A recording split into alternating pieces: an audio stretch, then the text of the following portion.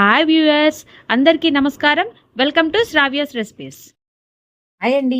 ఇవాళ మన recipe meal maker pulao. దీన్ని సోయా పులావ్ అని కూడా అంటారండి. అయితే ఈ రెసిపీని ఎలా చేయాలనేది చూద్దామా ఇప్పుడు.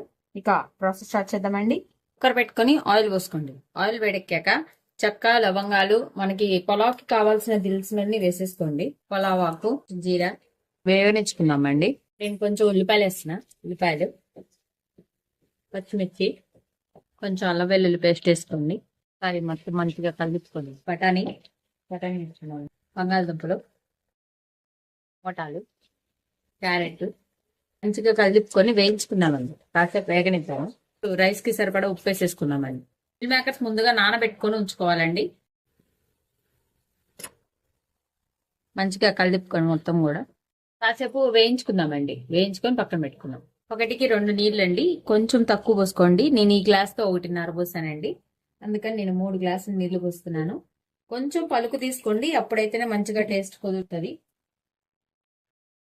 ఇప్పుడు వేసుకున్నాం కదా, ఎసరు రావాల్సిన అవసరం లేదండి. కుక్కర్ కాబట్టి మనము వేసేసుకుందాము.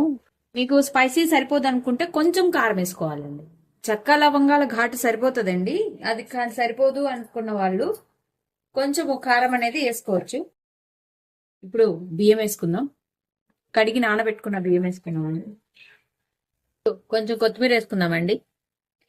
పుదీనా వేసుకోండి. కొంచెం పుదీనా ఉంటే పుదీనా కూడా వేసుకోండి. నా దగ్గర పుదీనా అయిపోయిందండి, అందుకే నేను వేయలేదు.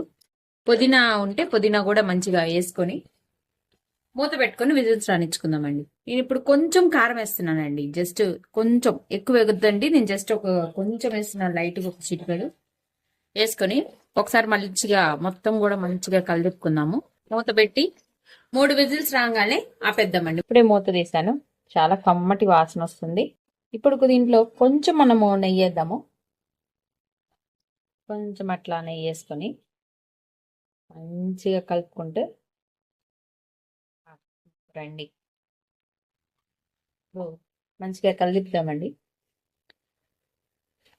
మిల్ మేకర్ పులావ్ రెడీ అయిపోయింది. ఈ వీడియో కనుక మీకు నచ్చినట్టయితే ప్లీజ్ లైక్ చేసి, షేర్ చేసి, సబ్స్క్రైబ్ చేసుకోండి. Thank you for watching Sravya's recipes.